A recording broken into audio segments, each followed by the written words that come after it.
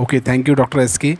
So, friends, we can start the session, and I have selected few important questions from the important topics which are frequently asked in the exam, right? So, the very first question is about umbilical cord, and again, a very important topic from embryology, and we have to select the right answer out of the options. So, let us see the options first. The first option says that umbilical cord has two veins and one artery. I think most of you can say that this is a wrong option, because what we know about umbilical cord is that initially there are two arteries and two veins, right? So initially this is the case, two arteries and two veins. Two arteries, one is right, another is left. Clear? So right umbilical artery, left umbilical artery. Similarly, there are two veins. One is right umbilical vein and the second one is left umbilical vein. So this is the initial thing. But what happens during the course of development, the right umbilical vein disappears and the left umbilical vein is left. So you need to remember it like left is left, right one disappears. Clear? So just remember this much. So initially there are two arteries, two veins in the umbilical cord, but eventually there are two umbilical arteries, that is right umbilical artery and left umbilical artery, and only left umbilical vein, right? So you can remember like left umbilical vein is left. So this way you won't forget. So first option is wrong. Now moving forward to the next option, umbilical artery takes blood to fetal circulation. This is wrong, because umbilical artery takes the deoxygenated blood from the fetus to the maternal side. So suppose if this is the maternal side and this is say the fetal side, so the direction of umbilical vein is like this, right? So this is umbilical vein carrying oxygenated blood. So this is oxygenated blood, because we know that the fetus does not have any its respiratory physiology, so there is no process of oxygenation going within the fetus. So whatever the blood is oxygenated, that is actually coming from mother, right? So that oxygenated blood from the mother is carried by umbilical vein and it goes to fetal circulation. And from the fetus, the umbilical arteries, so these are the umbilical arteries, right? And they carry the deoxygenated blood. Fine. So just remember this fact, umbilical arteries are carrying deoxygenated blood and that will go from fetus to maternal side. So is that clear? So that's why the option B is also wrong. Now coming to the third option, contains a special connective tissue called Wharton's jelly. Yes, this one is right, because if we look at the image here, we can see this is umbilical artery 1, this is umbilical artery 2, right? This is the left umbilical vein and the connective tissue is the Wharton's jelly. So these vessels, they are embedded in the Wharton's jelly. So option C is the right statement. Anyway, what I want to convey is about the arteries and the circulation of within the umbilical cord. So this is in short about umbilical cord. So please remember this much. Most of the time the question is framed from this much stuff only. Clear? Now moving forward to another question, and this is a image based question. Now in the given figure, pink area is supplied by which nerve? So this is the question. This area is supplied by which nerve? Now can anyone would like to answer? So the very first thing is, now this is dorsum of hand. Clear? So this is dorsum of hand, and in dorsum of hand we have this kind of presentation. So three nerves are involved here in providing sensory innervation. So anyone would like to answer before I go on with the explanation part? So here if you see this area, the yellow one, it is all territory of ulnar nerve. Clear? So this is all territory of ulnar nerve. The orange one is the territory of median nerve. So this area is supplied by median nerve. And yes, Himalayan, absolutely right. This area is supplied by radial nerve. And again I am repeating, this distribution is for the dorsum of the hand. In the dorsum of the hand, you can see all the three nerves are providing some part, sensory innervation to the some part of the hand. Now, if we come to the volar aspect of the hand, and this we have discussed previously in orthopedics also. So on volar aspect of hand, the division is only in terms of two nerves. So one is median and the other one is ulnar, right? So if there is a question about volar aspect of the hand, cutaneous or sensory distribution, please choose your answer between median and ulnar. There is no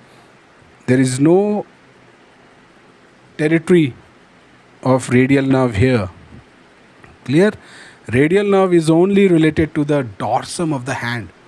In volar side, it does not provide any innervation. Very good, Himalayan. It is median and ulnar.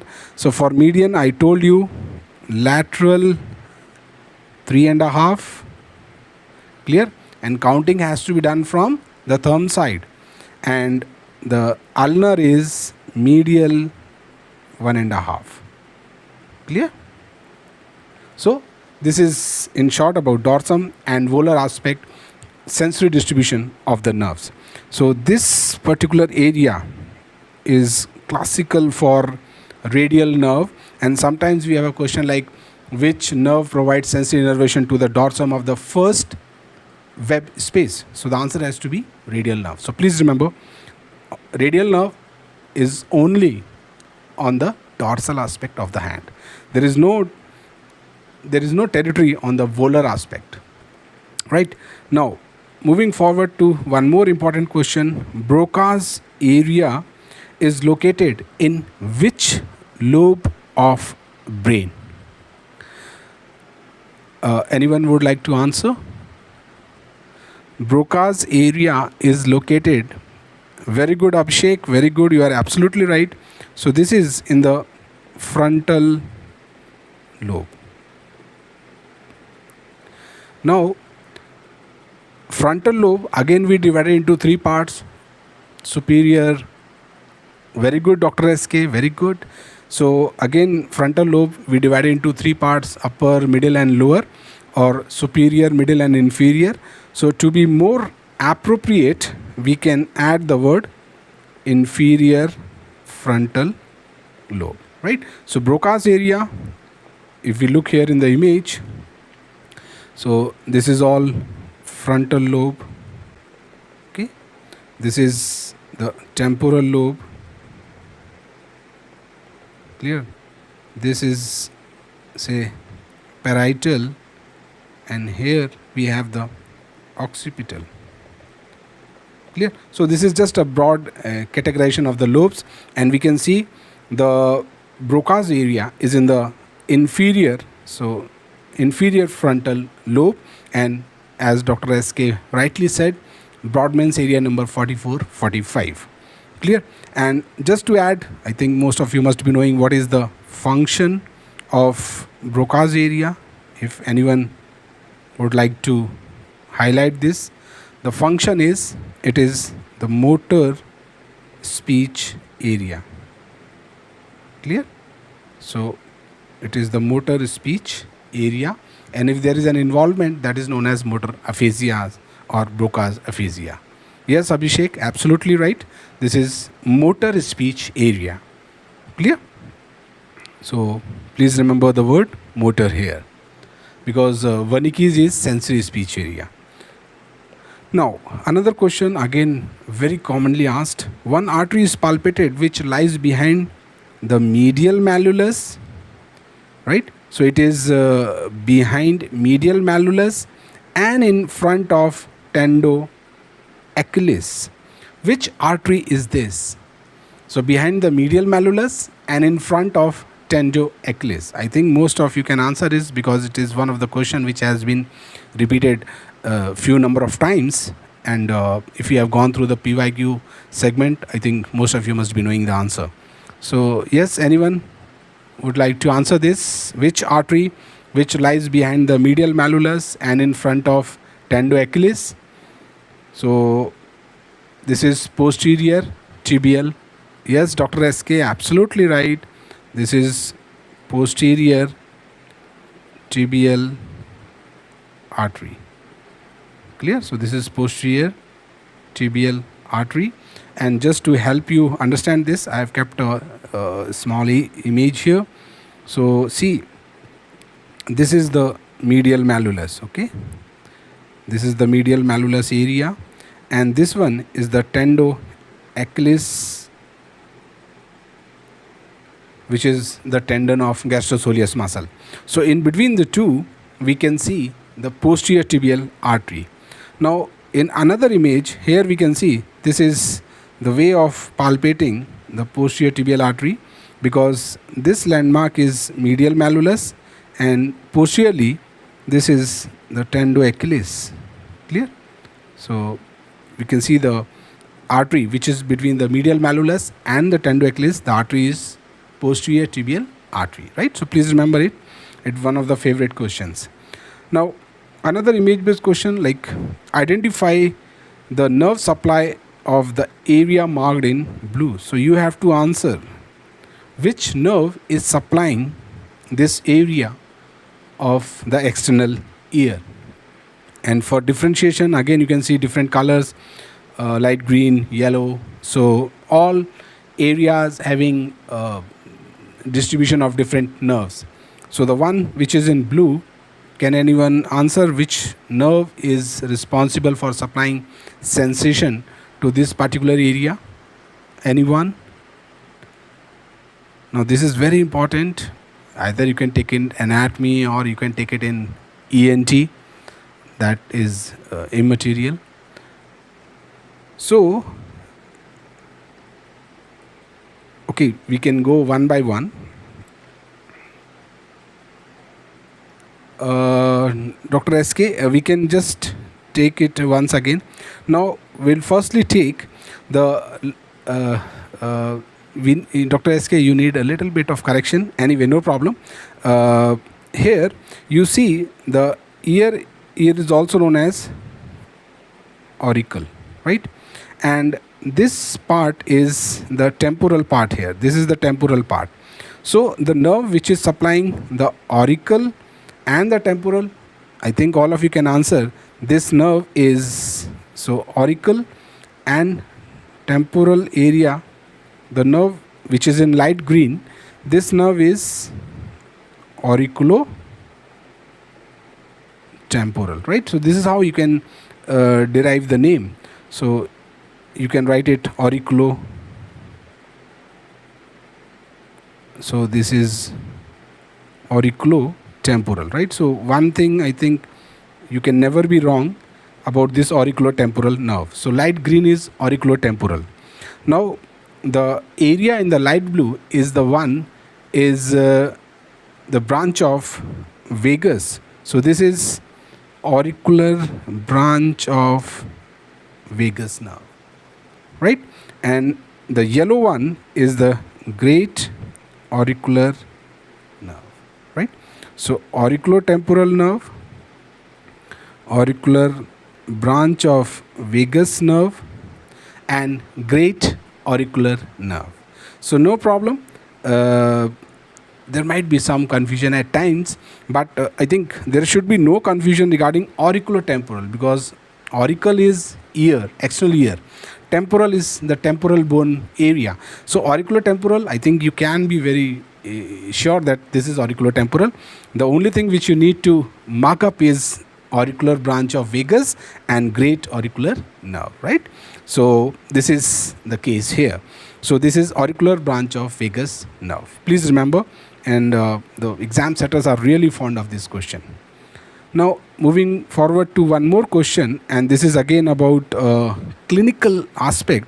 So absent gag reflex is suggesting injury to which cranial nerves, right? So absent gag reflex suggests injury to which cranial nerves.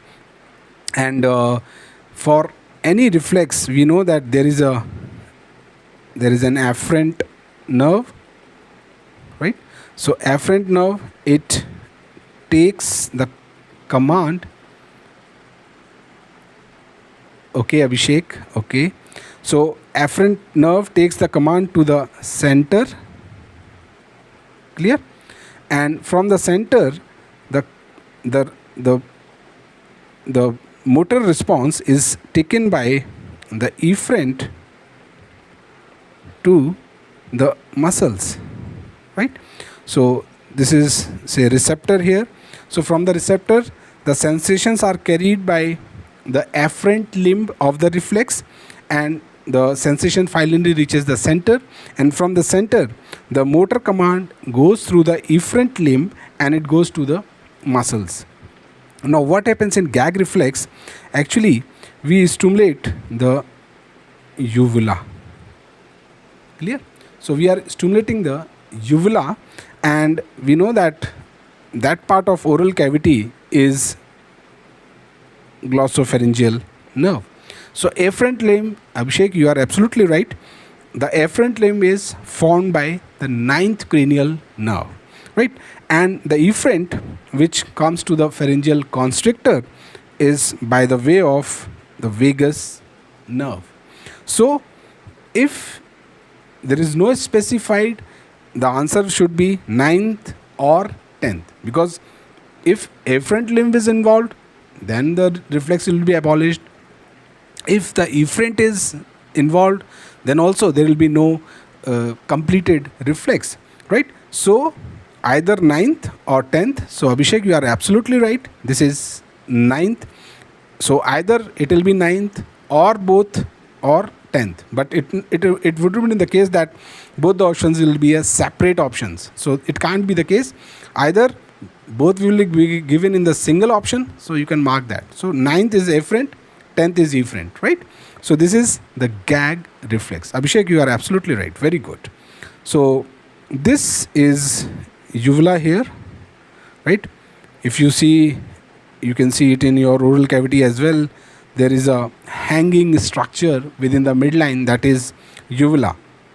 So when we touch the uvula, that efferent sensations go through the glossopharyngeal nerve, that is 9th, and the efferent comes through the vagus nerve and it goes to the pharyngeal constrictors. So there is pharyngeal constriction, right? So this is the gag protective reflex. Then moving forward to one more important question, and again asked many number of times, different views, different structures, but for this question I have kept like identify the structure which is marked in red in the sagittal. Very good, Abhishek, very good. So this is cerebellum. Clear? So this is cerebellum, yes. And if we just try to mark out, this is cerebrum, right? And here you can see this is lateral ventricle, this is midbrain here, this is pons, this is medulla, which continue down as spinal cord. And here you can see one more thing. You can see the 4th ventricle. So this is the 4th ventricle here, right? So please read the sagittal or the transverse views. Many times we have a question from this, right? So here we can see this is the pituitary within the dorsum celli or the sella turcica, to be more appropriate. Clear? So this is the sagittal view and the neural structures. Then moving forward to one more question, and again it says that what is the action of the muscles which are indicated in numbers here. So we can see 4 muscles, 1, 2, 3, 4, and what is their action specifically on the metacarpophalangeal joint, right? So this is classically, like specifically they have asked, like what is the action of metacarpo, what is the action over the metacarpophalangeal joint. So firstly, in such cases we have to identify the muscle, which muscle is this, then only we can comment about the answer or their action. So anyone, what is this muscle which has been shown here? Of course you can see these are 4 in number, small muscles in the hand. Any idea? And just to help you out, I can give you one more clue, that this is the tendon of flexor digitorum profundus. Now can you answer? You can see the 4 tendons, slips going till the terminal phalanx, and very good Abhishek, very good. So these muscles are actually lumbricals, right? So these muscles, they are actually lumbricals. Clear? And they originate from the tendons or the 4 slips of the flexor digitorum profundus, and as you can see there are 4. So if we talk about like 1, 2, so 1, 2, and then 3 and 4. Now you will be surprised why I am putting the different colors. Now this is because their nerve supply is also different. So 1 and 2 median nerve, and 3 and 4 by ulnar nerve. Clear? And this is just similar to the flexor digitorum profundus, in which the medial half is supplied by ulnar nerve and the lateral half is supplied by median nerve, right? So they also take up the same nerve supply, lateral 2 by median nerve, medial 2 by ulnar nerve. And now coming to the action, at MCP they cause flexion, and at IP joints, suppose if the question was about interphalangeal joint, that is both proximal and distal, they cause extension. Clear? So flexion at MCP, extension at IP, and please remember the nerve supply, because this is very important and it has been asked many number of times. And yes, I take the opportunity to take the nerve supply of flexor digitorum profundus muscle as well, which is a hybrid muscle, and hybrid muscles are those which have dual nerve supply, means muscle is one but different part has different nerve supply. So again we will I'll divide it into 2 halves. One is lateral, another is medial. So 2 half. Lateral is supplied by median nerve, and more specifically anterior interosseous branch, and medial is supplied by ulnar nerve, right? So please remember this much. This is a very favorite segment from which the questions are usually framed, either in terms of straightforward anatomy or sometimes just clinically manipulated manner. And yes, if we just talk about applied, suppose if these are paralyzed, the clinical deformity which comes out is known as clawing. Okay, so this is also very important, and I think you must have seen many number of times there is image about partial clawing, in which there is clawing of the little finger and the ring finger. So obviously that is because of paralysis of 3rd and 4th lumbrical, because of injury to ulnar nerve, which is very commonly seen in leprosy patient, or you can say fracture of medial epicondyle, right? So please remember, if there is involvement of one nerve, we will see partial clawing. Total or complete clawing will only occur if there is paralysis of both median plus ulnar. So please just note it down. That is also very important from exam point of view. Now moving forward, which of the following muscle is derived from the first pharyngeal arch. So again, a little bit of embryology. First pharyngeal arch. So just look at the options and let me know if you can mark it out, or else we will go with the explanation part. Anyone? You can simply write the options A, B, C, D. That will be sufficient. So which muscle is derived from first pharyngeal arch, or which is a derivative of first pharyngeal arch? Anyone?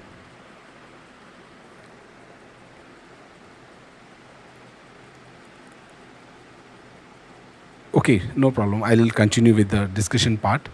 So Abhishek, absolutely right, absolutely right. So this is derived from first pharyngeal arch. Then please remember here, anterior belly of digastric is derived from first pharyngeal arch, but posterior belly of digastric is not a derivative of first pharyngeal arch. Posterior belly of digastric is a derivative of second pharyngeal arch, right? So that is the twist here, because most of the time students think that digastric, it might be from the same pharyngeal arch. That is not the case. This is the actual twist in the question. Anterior from first and posterior from second pharyngeal arch. Stylopharyngeus comes from the third pharyngeal arch, and platysma, this is also a derivative of second pharyngeal arch, right? So anterior from first, posterior from second. Now here, regarding second pharyngeal arch, I just want to share some more fact. See, if you see any structure which start with S, and if you don't know the answer, it most likely it can be from second pharyngeal arch. So if you see any structure which is starting with the alphabet S, don't hesitate to mark it as a derivative of second pharyngeal arch, provided you don't know the answer, right? So that is one thing which you can remember. For example, stapes, or lesser cornu of hyoid, which we also write as smaller cornu of hyoid. So S is one thing which can help you in answering whether it is derivative of second pharyngeal arch or not. Now moving forward to another question, which of the following does not pass through the aortic opening of diaphragm? So which of the following structure does not pass through the aortic opening of diaphragm? Now the structures, now we know that diaphragm is a partition between the thorax and the abdomen, and structures which are going downward or which are coming upward, they have to pass through the diaphragm. So there are certain openings in the diaphragm which gives way for these structures. And to remember the structures which pass through the aortic opening, you can remember a very common mnemonic which I think every teacher will tell you. You can remember it as ATA, right? So A is of course aorta, that's why it is known as aortic opening. T, I think if you look at the options, you will get the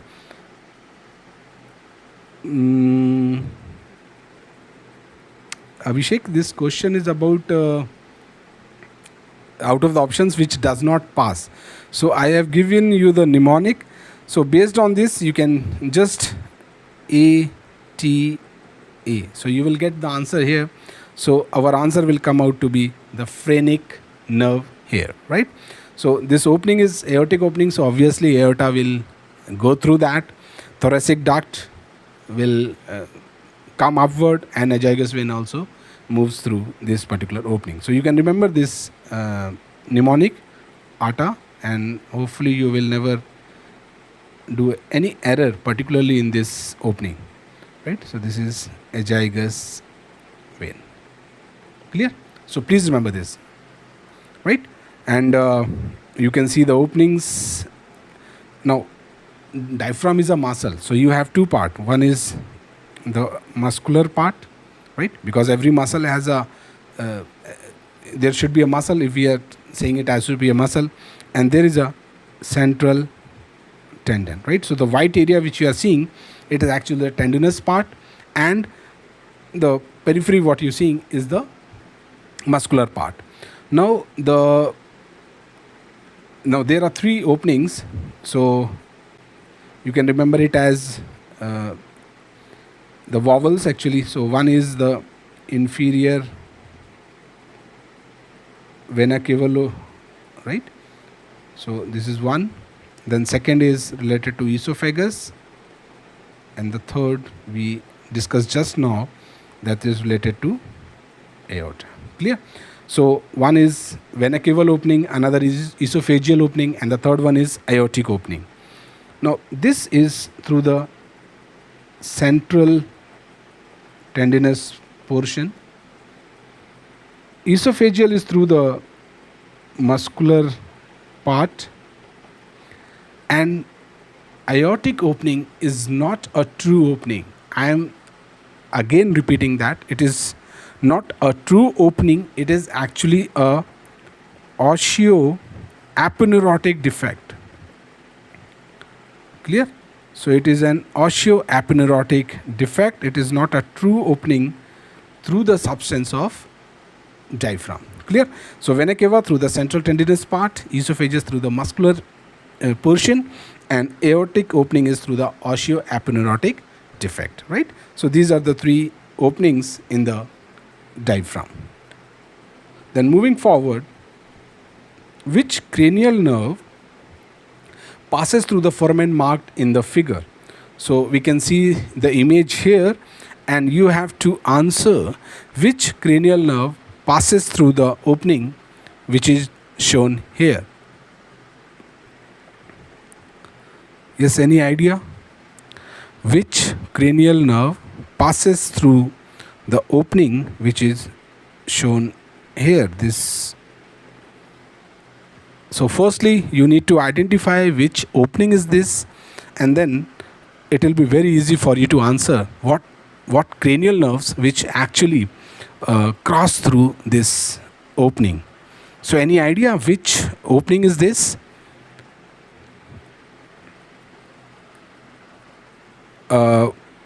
Firstly, if you see, this all is the orbit, right?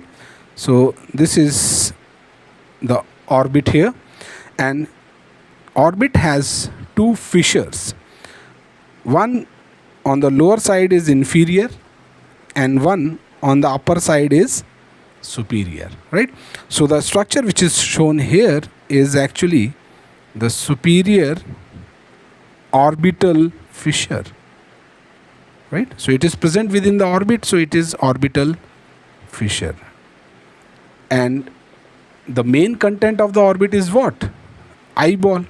We know that eyeball is the main content in the orbit, right? So the nerves which will come here, they will be the one which will supply the extraocular muscles, right?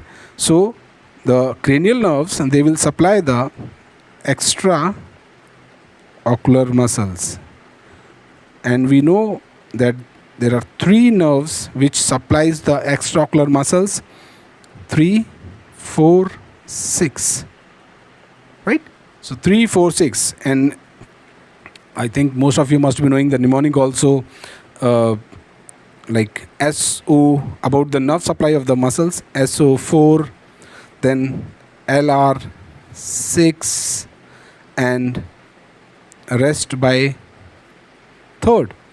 So this is the mnemonic which I think every teacher must have taught you, like superior oblique by trochlear nerve, then lateral rectus by abducens nerve, and all the remaining muscles, they are supplied by oculomotor nerve. So these are the three cranial nerves which will pass through the superior orbital fissure, and then they will finally reach up to the extraocular muscles. So here is just a diagrammatic representation, and we can see there are two divisions of the third nerve, right? This is abducens nerve, and this one is the fourth nerve. So 3, 4, 6 passing through the superior orbital fissure. Now remember, second nerve, that is the optic nerve, it will pass through the optic canal. It has nothing to do with superior orbital fissure, right? So here, if we see, this is the optic nerve which is passing through. So this is the optic nerve number 2, which is passing through the optic canal, right? So please remember this much. So this is superior orbital fissure, and you can just correlate that since there is eyeball in the orbit, so only 3 cranial nerves are concerned with the movement of the eyeball. So 3, 4, 6. So I think this way you will never forget. Now, what will be the effect of the lesion in Brodmann area number 22?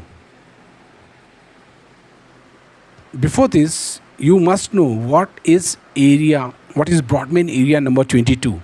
Then only you can think of the consequences if there is injury to that particular area. So area number 22 is related to the mechanism to which area number 44 and 45 are related. So I think you can answer it. This is the Wernicke's area. Clear? So this is the Wernicke's area, and for 44, 45 we discussed that was Broca's area. Clear? So Broca's area, Wernicke's area, and if any of the two areas are damaged, obviously there will be aphasia. Aphasia means disorder of speech. So the Wernicke's area will understand what is being asked, then it will send the command to the Broca's area, and the Broca's area will finally produce the response, the motor response. So this is sensory area, sensory speech area, and this is the motor speech area. So obviously, if this area is damaged, there will be sensory aphasia. And sensory aphasia means the patient will not understand what is being asked, but whatever he will reply, that will be fluent. So at times we also call it fluent aphasia, right? Because the patient will not understand what is being asked, but since the Broca's area is okay, so whatever he will reply, that will be very fluent, and yes, of course, it will not be related at all to the question asked. So this is sensory aphasia. At times it is also known as receptive aphasia. So the patient is not able to understand what actually is being asked, right? So these are some terms, synonymous terms, which are related to the involvement or damage to the Wernicke's area. And I think most of you must be knowing what is the location of Wernicke's area. It is superior temporal gyrus.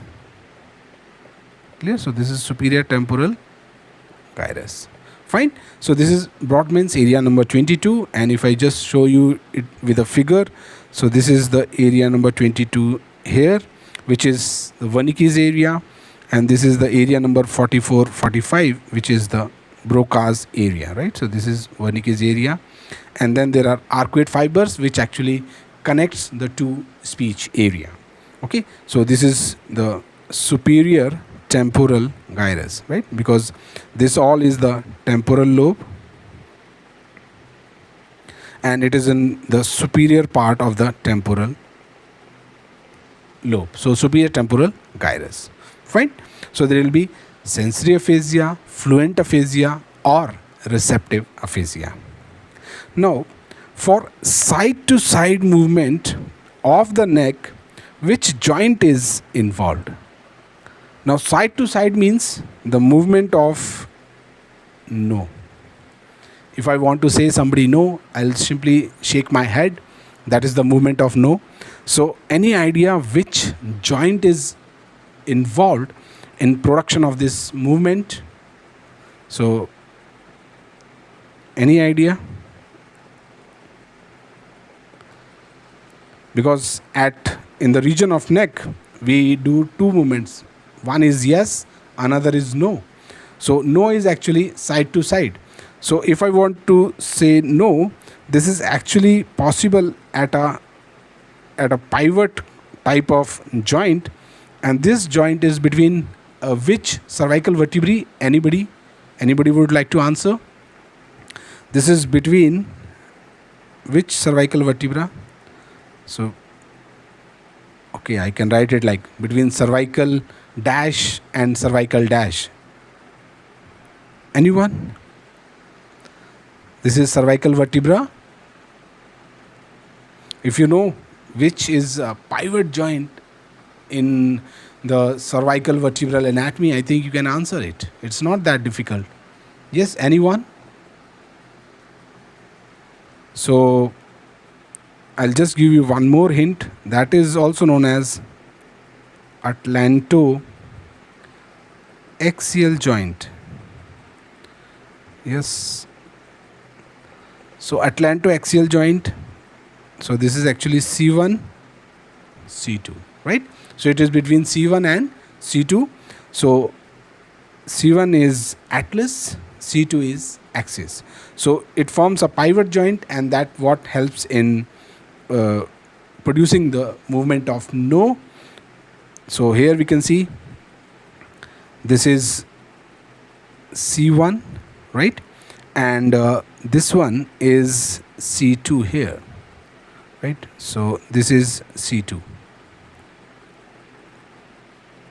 right? So this is C2 and this is C1. Okay, so C1 and C2. Now this is the dense process. If you see, this is the dense process, also known as the odontoid process. Clear? So this forms the atlantoaxial joint, and this produces the movement of no or side to side movement. Please remember. And the movement between the atlas and the base of skull is the movement of yes. Clear? So please remember this and don't mix up. Now moving forward, a patient fell on outstretched hand and got injured in the anatomical snuff box. Which bone might have been injured? So here two important clues are given, and I think this is one of the most favorite topic as such. So one of the clue is fall on outstretched hand. Clear? So this is fall on outstretched hand. So this is Fuchs injury, number one. And number two, he is having tenderness in anatomical snuff box. So number two is tenderness in anatomical snuff box. Anyone? Which carpal bone might have fractured here? Any idea? So here please remember, scaphoid forms the floor of anatomical snuff box. So whenever there is a case who is having Fuchs injury presenting with tenderness in anatomical snuff box, even though the X-ray is normal, you should treat it as a case of fracture scaphoid, right? So fracture scaphoid diagnosis is usually clinical. Chalo, moving forward to next question. Nerve supply of supinator is similar to the nerve supply of which of the following muscles? Yes, anyone? So to answer this question, you have to answer what is the nerve supply of supinator first. Then only it's legal to go for the answer. So firstly we will discuss what is the nerve supply of supinator muscle. Yes, anyone? Nerve supply of supinator is radial nerve. Okay, this is the first part of the question. Now the second part of the question is we have to mark the nerve supply of the options. Then only we can match, okay, this muscle is having the same nerve supply as that of the supinator. Flexor digitorum superficialis, as the name suggests, it is a superficial compartment muscle over the flexor aspect, anterior compartment. So this is supplied by median nerve. Clear? So this is supplied by median nerve. Now coming to brachioradialis, what is the nerve supply? Now brachioradialis is one muscle in which the answer is already given. So brachioradialis is supplied by radial nerve. Fine. So you can see that supinator and brachioradialis have the same nerve supply, that is radial nerve. And just for formality, we can discuss the nerve supply of other options as well. Biceps brachii, this is by musculocutaneous nerve. Clear? So this is musculocutaneous nerve. And pronator quadratus is a deep compartment muscles on the anterior aspect of forearm, and this is supplied by anterior interosseous nerve, which is of course a branch of median nerve. Clear? So here your answer will come out to be brachioradialis. So this is one time taking conceptual question. So you might have these kind of questions in the exam. Chalo, next question. Male patient has weak flexor pollicis longus and weak flexor digitorum profundus of the index finger. Now which nerve can be involved? So again here you have to know the nerve supply of these muscles, then only you can answer. So one is flexor pollicis longus, and pollicis is thumb, so we know that it is going to thumb, right? So this is going to thumb. Then another option is flexor digitorum profundus, but specifically of index finger. Now the common nerve supply of these two muscles is, yes, anyone? Very good, Shrudis. It is if you want to be more specific, it is anterior interosseous nerve. Yes, it is a branch of median nerve. Clear? So this is how you have to answer such questions which are pure or core anatomy based topics. So again, if you just mark out one thing, it is specifically said index finger, because FDP of index finger and middle finger, it is supplied by anterior interosseous nerve or median nerve. Shrudis, you are absolutely right. But if I write flexor digitorum profundus of, say, ring finger or little finger, then you have to change your answer. It is no more median nerve. In such a case, the answer will be yes. So because this forms the lateral half. This is lateral half. I think I have told you in very good Riz Liu Tian. I'm sorry if I pronounce it wrongly, but you are absolutely right in your answer. This is actually the medial half, and it is supplied by ulnar nerve. Absolutely right. So this is ulnar nerve. So this muscle is very confusing for a student, and therefore it forms, many times we have a question from this particular muscle, flexor digitorum profundus. Clear? So therefore it is specifically said index finger, and the examiner want you to answer either median nerve or more specifically anterior interosseous nerve, which is the branch of median nerve. But in questions we usually give median nerve as the option, right? Next question.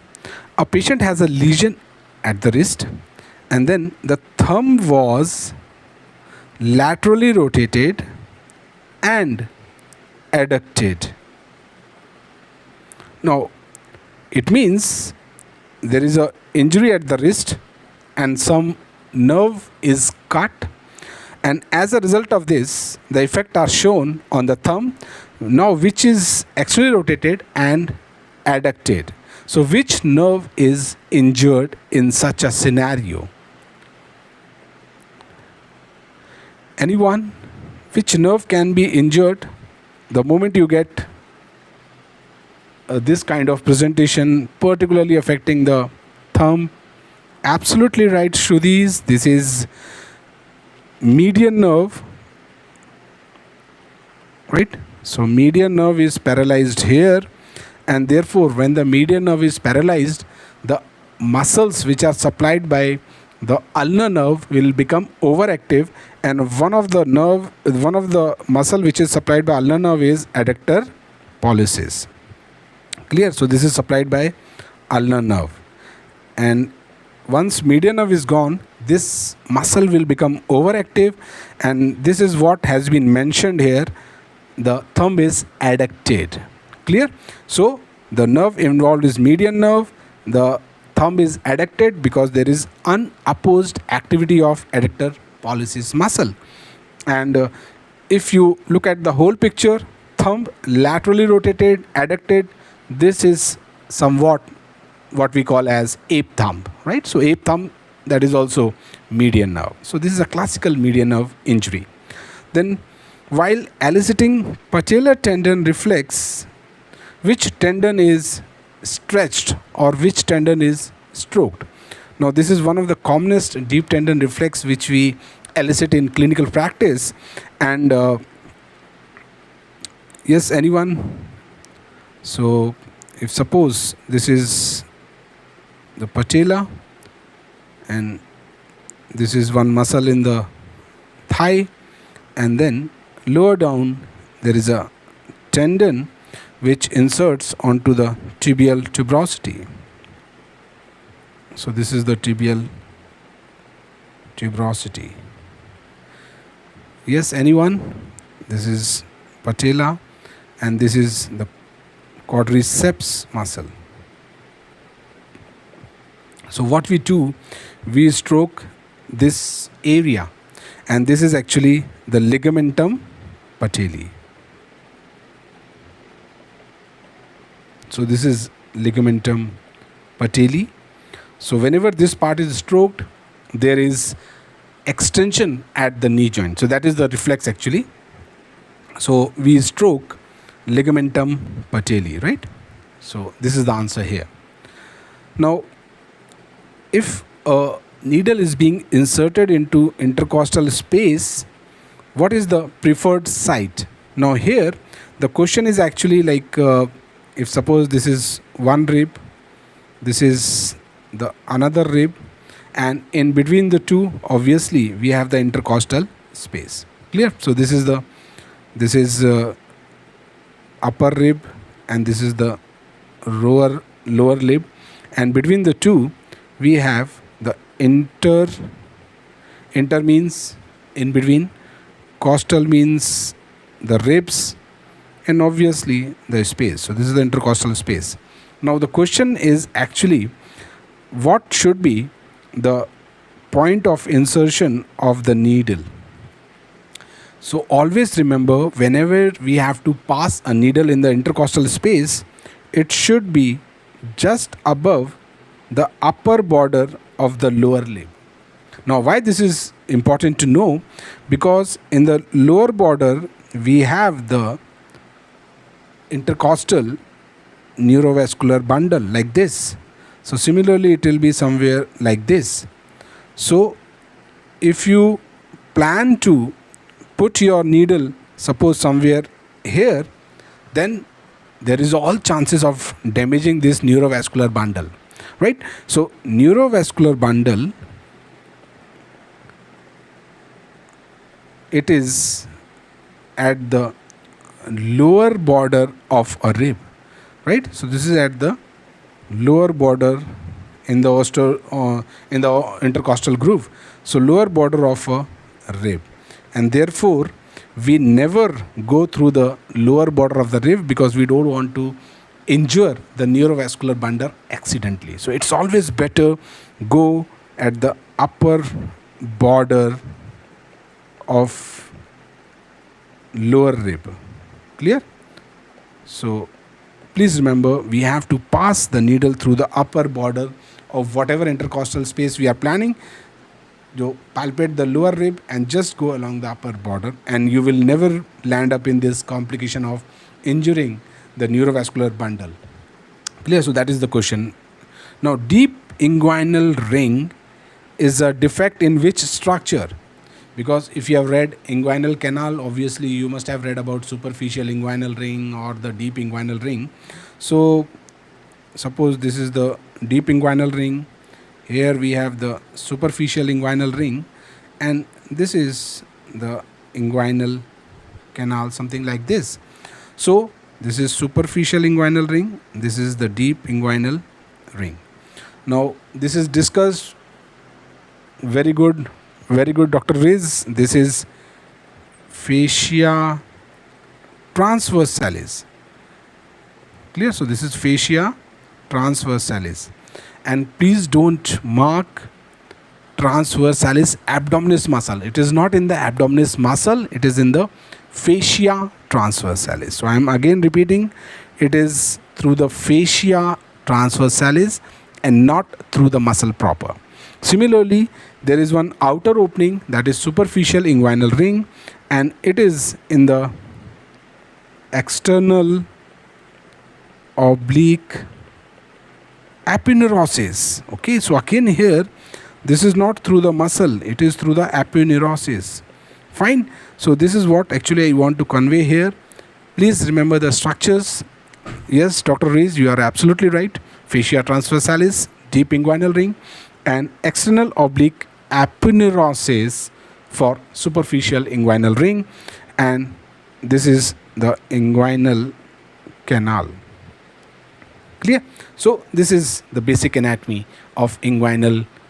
Yes, Dr. Ratika, this is external oblique aponeurosis. Okay, so don't write muscle. None of the opening is in muscle. It is in the associated structures, right? So fascia transversalis, deep inguinal ring, external oblique aponeurosis, superficial inguinal ring. Then related to this topic, there is one more question. Which landmark forms the lateral boundary of Hesselbach's triangle? So again here, now I'll continue in this image only. Now why we discuss this topic so much? Because there is possibility of inguinal hernia, right? So deep inguinal ring, I'll write it fascia transversalis here, right? So why I'm discussing this much? Because this is one very important topic, and this relates to inguinal hernia. So many times we have question about inguinal hernia, so you should know what are the structures and what is actually the anatomical basis of classifying inguinal hernias. So yes, Dr. Ratika, absolutely right. So before that, just a basic indication, like inguinal hernia, there are two types. One is indirect and another is direct. Clear? So indirect is commonly seen in children's, and the herniated bowel loop, it will enter into the inguinal canal through deep inguinal ring, right? So this is one thing. Now we come to the topic which we are discussing in this question, is about direct inguinal hernia, which is usually seen in, say, adults, or you can say elderly. And here the entry of the herniated bowel into the inguinal canal is through the Hesselbach's triangle. Clear? So the entry is through the Hesselbach's triangle. And now with this background knowledge, we can discuss what actually is the Hesselbach's triangle. So on the lower side, there are arteries, there are neurovascular, vascular bundle, that is inferior epigastric artery. So this is inferior epigastric vessels. Clear? So inferior epigastric artery and vessel. On the on the medial side, there is one muscle which is actually the six pack muscle, and I think most of you must be knowing which muscle is this. So this is rectus abdominis, and lower down we have the inguinal ligament here, right? So this triangular area forms the Hesselbach's triangle. So this is the Hesselbach's triangle, right? So the lateral, if we just discuss, or if we just, yes, Dr. Ratika, absolutely right. So if I just note down, or we just discuss the boundaries. So lateral, medial, and the third is inferior. So laterally, we just saw that there are inferior epigastric vessels. Clear? So artery and vein. Then medially, it is the rectus abdominis, and inferiorly, it is the inguinal ligament. Clear? So this is enough about this. So you need to remember something like this. So so this is the inguinal canal, right? So inferiorly there is inguinal ligament. Fine. So I think this is enough for this session, although it is injustice to summarize anatomy in so many less questions, but I have just tried to compile the matter from the very commonly asked topics, and I'm very sure it might help you in exam. So next subject will be physiology, and very shortly I'll come up with that session also. So thanks for your valuable time. Keep on studying. God bless. Bye bye.